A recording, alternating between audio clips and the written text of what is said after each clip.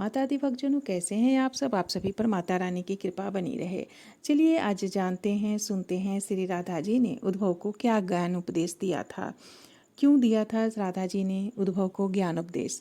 जब श्री कृष्ण राधा जी को छोड़कर मथुरा गए तो वहाँ से फिर वो द्वारिका चले गए और वहीं रह गए। श्री कृष्ण के प्रिय उद्धव जी अपने आप को बहुत ही ज्ञानी समझते थे। तो श्री कृष्ण को यह एहसास हुआ कि उद्धव जी के ज्ञान के इस घमंड को तोड़ना आवश्यक है।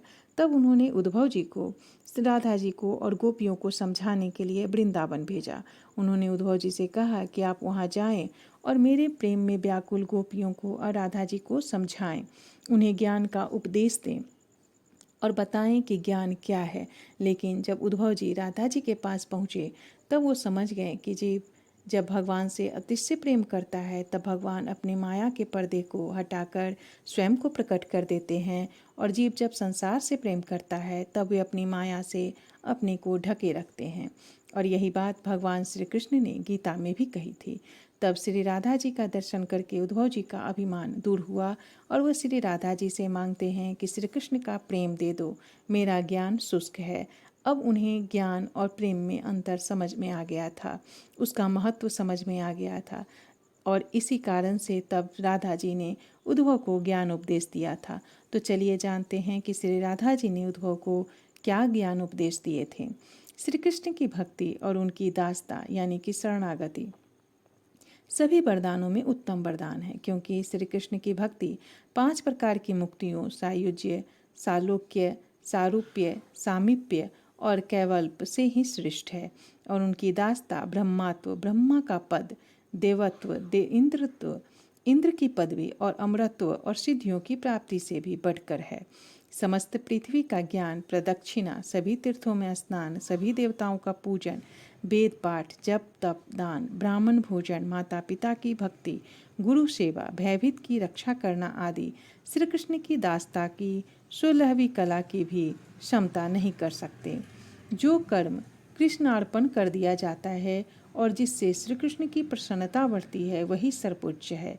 इसीलिए तुम उन पर ब्रह्म, परमात्मा, ईश्वर, अविनाशी, सर्वेश्वर, ज्योति स्वरूप, परमानंद स्वरूप नंद नंदन का भजन करो। श्री राधा जी ने आगे कहा कि हे उद्धव, इस भूलोक में कौन किसका पति, कौन किसकी पत्नी या भाई बंधु है, अर्थात कोई भी किसी का नहीं है, क्योंकि विपत्ति के समय में श्री कृष्ण के अतिरिक्त कोई किसी का बंधु या सहायक नहीं होता है। संत लोग दिन रात श्री कृष्ण का भजन करते हैं, क्योंकि श्री कृष्ण जन्म, मृत्यु, बुढ़ापा और रोग का विनाश करने वाले हैं।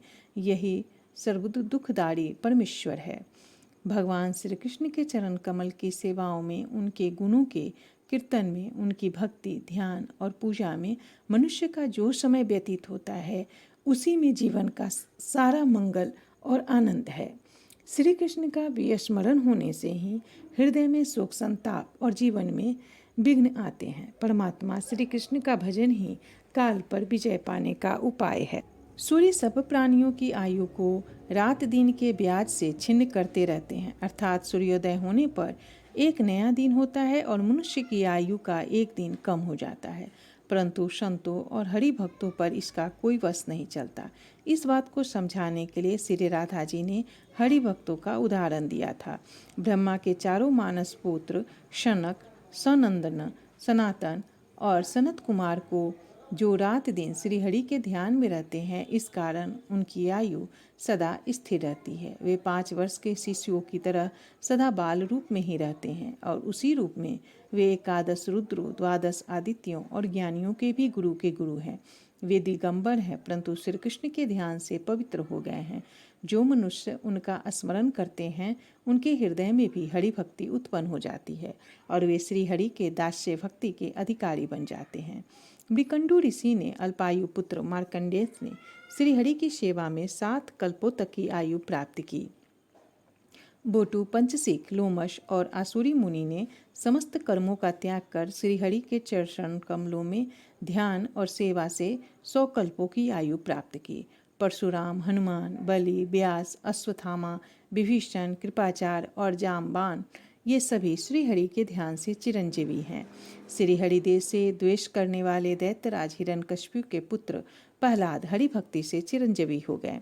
भारतवर्ष में जन्म पाकर भी जो मनुष्य श्री हरि की दास्य भक्ति न करके विषयों में उलझे रहते हैं वे महामूर्ख हैं।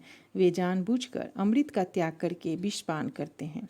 श्री राधा जी ने उद्धव जी को लक्ष्मीमान, विद्यामान तथा कीर्तिवान होने का वर दिया। साथ ही श्रीहरि के चरण कमलों की निश्चल दास्य भक्ति और श्रेष्ठतम पार्षद पद की प्राप्ति का भी वरदान दिया। श्री राधा के ऐसे ज्ञान को सुनकर उद्धव बहुत आश्चर्यचकित हो गए और उन्होंने उनकी चरण रज लेकर शीश पर धारण कर ली और भक्तिपूर्वक शीश झुकाकर श्री राधा जी की वंदना करते हुए कहा, मैं श्री राधा के उन चरण कमलों की वंदना करता हूँ जो ब्रह्मा आदि देवताओं द्वारा वंदित है तथा जिनकी कीर्ति में कीर्तन से ही तीनों लोग पवित्र हो जाते हैं। गोकुल में वास करने वाली राधिका को बारंबार नमस्कार। सतश्रृंग पर निवास करने वाली चंद्रवती को नमस्कार नमस्कार है। जय श्री कृष्ण। राधे राधे।